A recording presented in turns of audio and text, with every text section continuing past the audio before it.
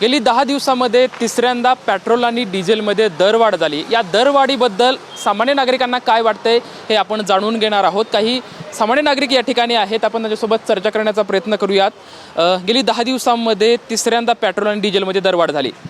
हो, ह्या 10 दिवसामध्ये तिसऱ्यांदा पेट्रोल आणि डिझेलची दरवाढ झाली। ही सर्वसामान्य शेतकऱ्यांची शेतातली कामं खोळंबलेली आहेत। नोकरदारांना त्यांच्या ऑफिसला जायला आता जास्त खिशाला फटका बसणार आहे। पुण्यामध्ये जे शिकायला विद्यार्थी आहेत त्यांना अनेक ठिकाणी कॉलेजसाठी जावं लागतं, तेव्हा त्यांना गाडीचा वापर करावा लागतो।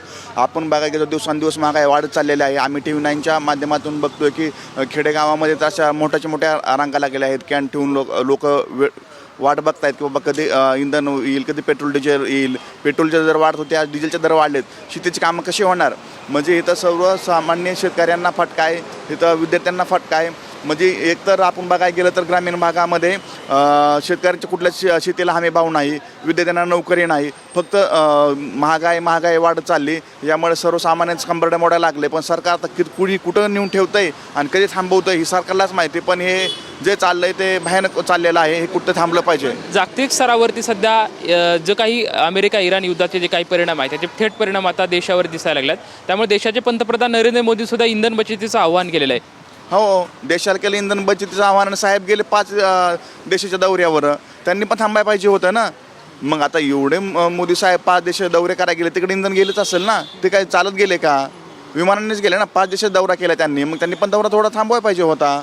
बरं, तिकडे दौऱ्यावर गेले तर मग तिकडे युद्ध थांबून यायला पाहिजे होतं, जेणेकरून आपल्या देशाला फटका बसतोय तर युद्ध थांबवा बाबा, कुठेतरी पुढाकार घ्यायला पाहिजे होता। पण असं होताना कुठं दिसत नाही की सर्वसामान्यांच्या खिशाला फटका आहे, त्यांनाच त्रास आहे, त्यांनाच महागाई झळा पोचणार आहेत। त्या मोठ्या लोकांना काय त्याचा परिणाम नाही। आपण नोटाबंदीत बघायला गेलं तर काय झालं, कोण सर्वसामान्य लोकच रांगेत होते, मोठे लोक कुठं रांगेत होते। आता पण असंच आहे ना, सर्वसामान्य शेतकरी आमचा बाप तिकडं रस्त्यावर उभा आहे। खरं पण आता काही मंत्र्यांच्या ताफ्या सुद्धा कमी केल्यात, करायला पाहिजे। 100% केलेच पाहिजेत ना। त्यांना काय भीती?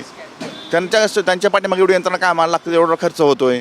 खरं तर आपण बघू शकतो की सामान्य नागरिकांच्या या काही प्रतिक्रिया आहेत। आणखी काही तरुण या ठिकाणी आहेत। पेट्रोल डिझेलमध्ये दरवाढ झाली आहे तिसऱ्यांदा।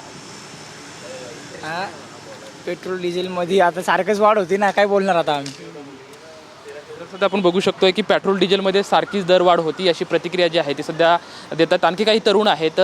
10 दिवसांमध्ये तिसऱ्यांदा पेट्रोल डिझेलमध्ये दरवाढ झाली आहे। पेट्रोल खूप वाढलं आहे, सरकारनं काही केलं पाहिजे कमी पेट्रोल कमी करायसाठी। बरं, आणखी काय वाटतं? आणखी काही तरुण आहेत, तुला काय वाटतं?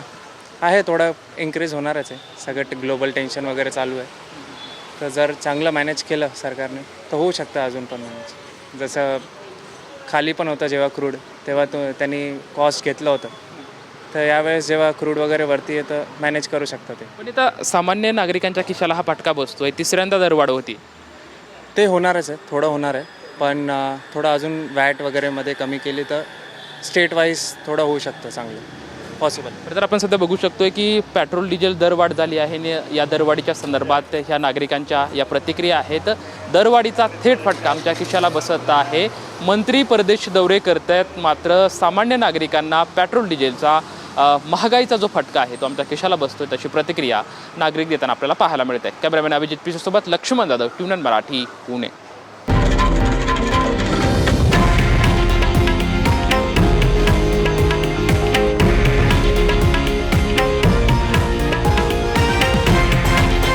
हे आहे देशातील नंबर 1 न्यूज नेटवर्क आणि आपण पाहत आहात TV9 मराठी, एकमेव।